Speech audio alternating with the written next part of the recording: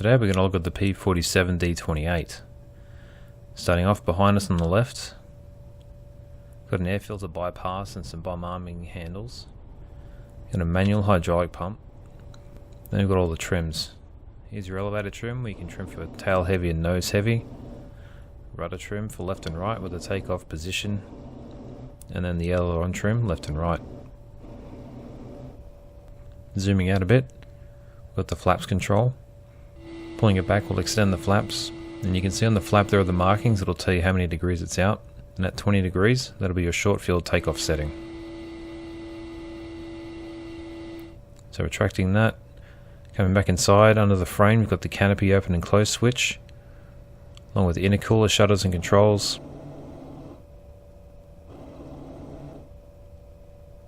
And underneath that is the oil cooler and control, which will control your oil temperature.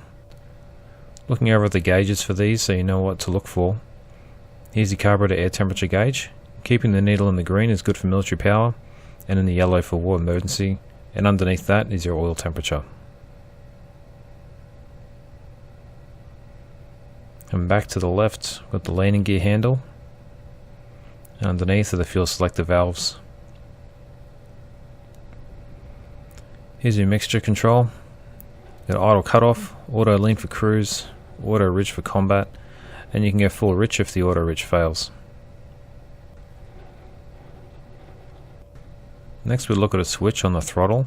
This is your anti-detonation water injection. This will give you 15 minutes of boost. If you're at full power, it'll boost your manifold pressure up to 64 inches, and you know how much you've got left by looking at your water pressure gauge. Next we'll look at the throttle quadrant, which has a unique feature that makes the management of this engine much easier. On this, we can actually link the controls together. So if we move the propeller control forward and press Shift I, that will link the throttle and the propeller together, so when we move them, they'll move in sync. And we can do the same thing with the turbo. This makes using the turbo relatively simple. All you need to do is link the turbo and the throttle before takeoff, and keep them linked until you reach the turbo's critical altitude, where the turbine speed will start increasing past 20,000 RPM. Once you notice this is happening, you'll unlink the turbo and the throttle, and at this point you'll be managing your power using only the turbo by keeping its RPM to about 20,000 for maximum continuous power. The other option, you can link all three controls together if you like, and they'll all move in sync.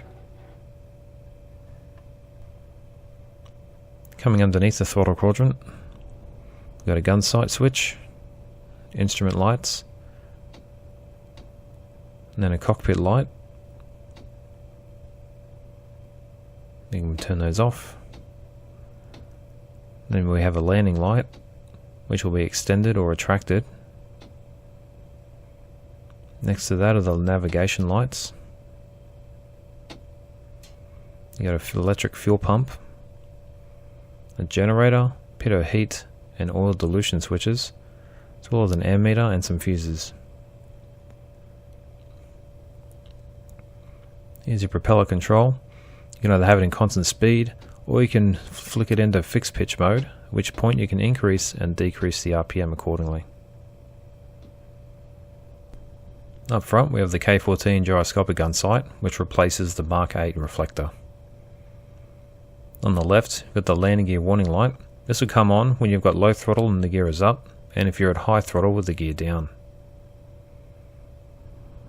On the main panel, got the radio compass heading indicator, directional gyro, and we have a turbine overspeed light. If it's blinking, turbo is operating normal, but if it's solid, you're either overspeeding it or the turbo's at idle. Here are the turbo RPM values you should keep an eye on. Here's your battery master, magnetos, altimeter and feet, the fuel gauge,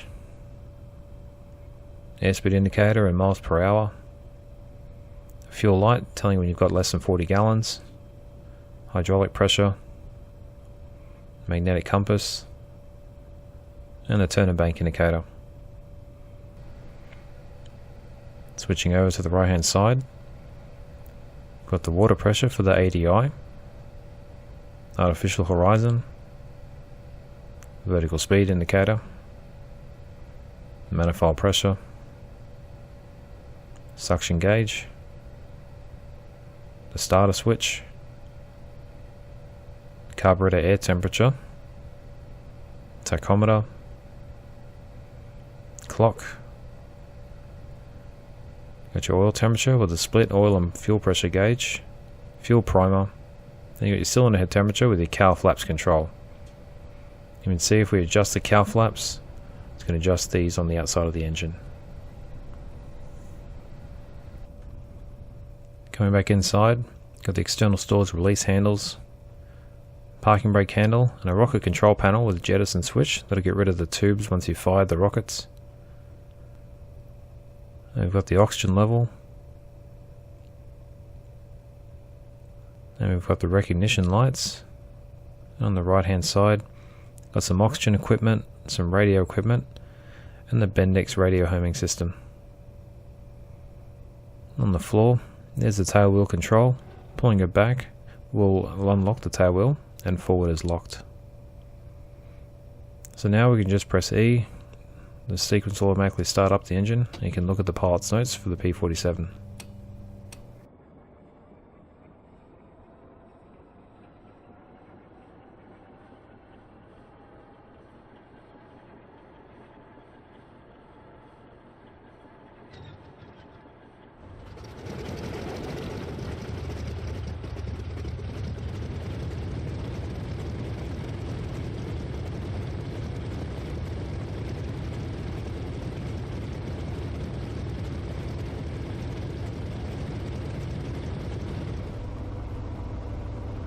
Now that we're ready for taxi, we'll set the rudder trim for takeoff. The intercooler and the oil cooler flaps, I'll leave them at neutral. Propeller is at maximum. Turbo is unlinked for now. I'm going to unlock the tail wheel. I'm going to close up the cowl flaps, it's a little bit cold. And we can release the parking brake by tapping the toe brakes. I'm going to add some power and we're good to taxi.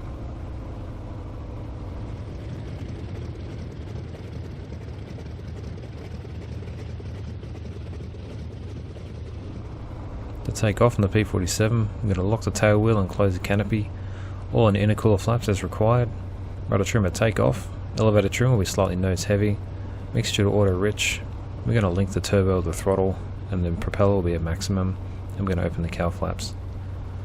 So we lock the tail wheel, and we continue rolling a few more feet to ensure that it's locked.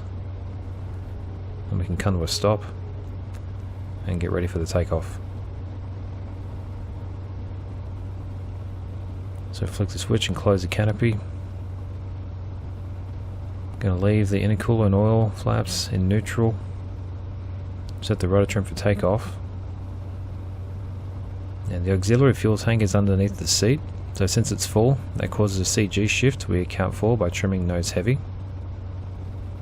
Propellers at maximum, we're at auto rich. And we can link the turbo with the throttle.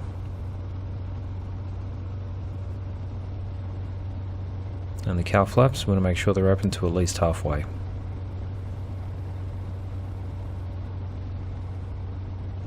And we know the tail wheel is locked, so we're good to go.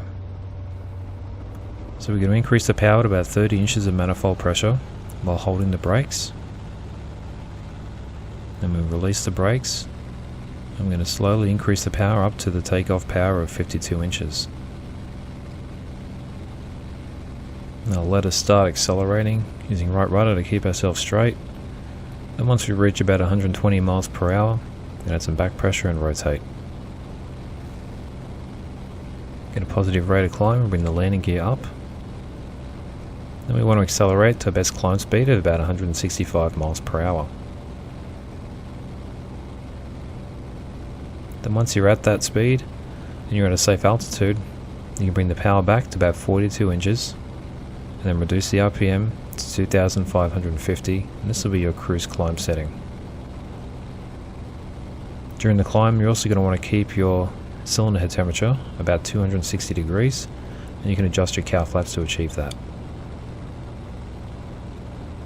So now we'll stay in the pattern and look at how to land the P-47D-28. For landing in the P-47 on downwind, your mixture will be auto rich, propeller will be automatic at about 2550 RPM, The turbo will be linked with the throttle again, and you're going to be closing the cowl flaps to account for the temperature drop as your airspeed goes below 200 miles per hour. Then you'll extend the landing gear, so by the end of downwind you'll be at about 150 miles per hour and you'll begin extending the flaps to full. During the base to final turn, you'll be at 120 miles per hour if your engine's on, or 130 miles per hour if your engine is off. As we get established on downwind, we can see that the turbo is still linked to the throttle, mixture is automatic rich, propeller is at auto and at about 25-50 RPM, and we can close the cowl flaps as we start slowing down below 200 miles per hour. You'll see that as we reduce the power, the landing gear warning light will come on. As we extend the landing gear, that light will extinguish. We can open the canopy up. As we get a beam out touchdown point, it's going to be about 150 miles per hour. Then we start extending the flaps all the way out to full, and we'll begin our base to final turn.